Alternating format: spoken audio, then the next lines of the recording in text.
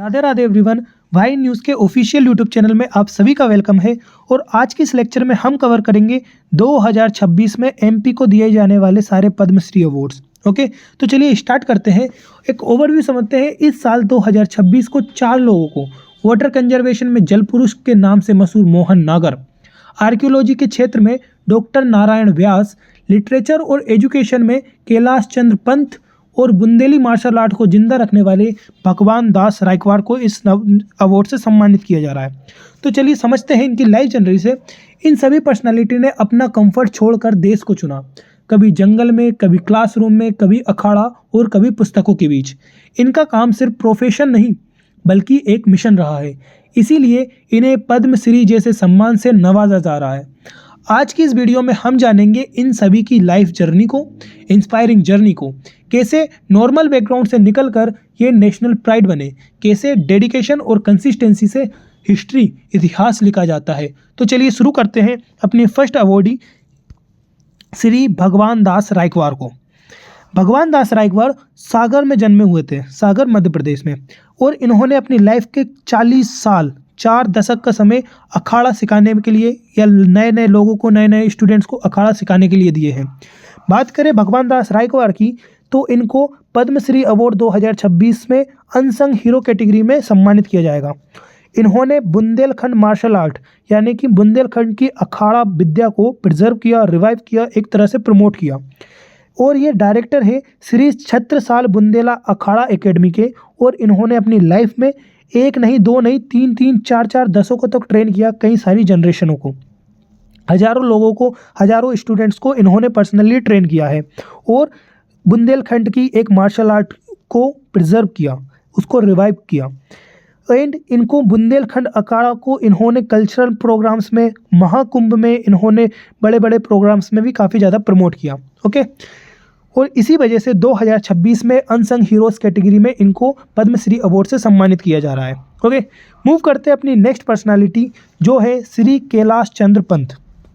श्री कैलाश चंद्र पंत को पद्मश्री 2026 में literature and education की फील्ड में पद्मश्री अवार्ड से सम्मानित किया जाएगा। इन्होंने अपनी सरकारी जॉब को, अपनी गवर्नमेंट जॉब को ड्रॉप करके, उसको छोड़ के भारतीय भाषा, हिंदी या एमपी की लोकल भाषा को प्रमोट करने के लिए लिटरेचर पर ध्यान दिया, ताकि लोकल भाषा को ज़्यादा से ज़्यादा पुश कर सके और प्रमोट कर सके। इनको हमारे former president APJ Abdul Kalam के द्वारा नेहरू लिटरेसी अवार्ड से भी सम्मानित किया गया था। बात करें इनकी लाइफ टाइम की या इनके वर्क्स की, तो इन्होंने 1963-64 में एक मंथली मैगजीन निकाली थी, शिक्षा प्रदीप करके। 77 से 98 में इन्होंने वीकली मैगजीन निकाली थी, जन धर्म कर। एंड 2001 में इन्होंने स्टार्ट किया था दूरगामी आउटलुक को।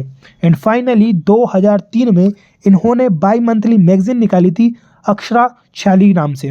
और इन्हीं सभी की प्रमोशन की वजह से, इन्हीं सभी की योगदान की वजह से, अपने लिटरेचर के वर्क की अकॉर्डिंग, इसी वजह से इनको 2026 में पद्मश्री अवार्ड से सम्मानित किया जाएगा। ओके, मूव करते हैं अपने नेक्स्ट अवार्डी जो है श्री मोहन नागर। श्री मोहन नागर राजगढ़ डिस्ट्रिक्ट के सारंगपुर में जन्मे। इन्होंने बचपन से ही नेचर से काफ़ी ज़्यादा जुड़े हुए व्यक्ति थे। और इसी वजह से, इनके योगदानों की वजह से, इनके लाइफ टाइम अचीवमेंट की वजह से इनको 2026 में Padmashri award environment and water conservation की फील्ड में इनको सम्मानित किया जाएगा। इनका जन्म राजगढ़ के सारंगपुर लोकेशन में हुआ था। एंड इन्होंने अपनी ग्रेजुएशन या पोस्ट ग्रेजुएशन की थी उज्जैन के विक्रम यूनिवर्सिटी से। आगे चल के इन्होंने वाटर कंजर्वेशन या सस्टेनेबल वाटर कंजर्वेशन में अपना पूर्ण योगदान दिया। कहाँ पर? बैतूल में। एंड बैतूल की ट्राइबल पॉपुलेशन या ट्राइबल एरियाज़ में काफ़ी ज़्यादा योगदान किया, उनको प्रमोट किया, उनके लिए बहुत ज़्यादा काम किया। इसी वजह से वाटर को कंजर्व करने की वजह से, रेन वाटर हार्वेस्टिंग को, न्यू टेक्नोलॉजी को इंस्टॉल करने की वजह से, एंड ग्राउंड वाटर को हाई लेवल तक अपने एक्सपीरियंस से, अपने टेक्नोलॉजी से प्रमोट करने के लिए, बढ़ाने के लिए इनको एमपी का जल पुरुष कहा जाता है।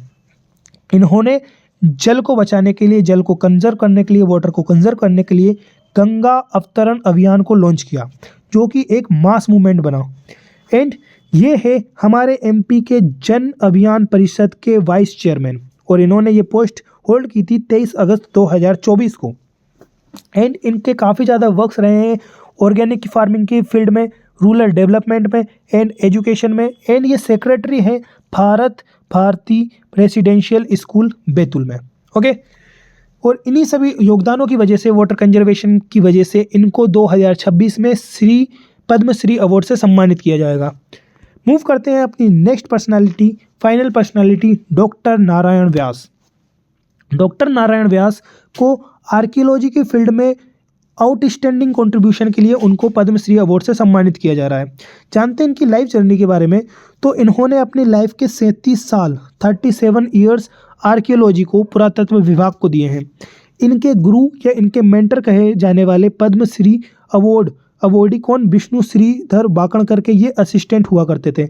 इन्होंने डॉक्टर नारायण व्यास ने पद्मश्री विष्णु श्रीधर वाकणकर के साथ में काफ़ी ज़्यादा आर्कियोलॉजी की फील्ड में काम किया है।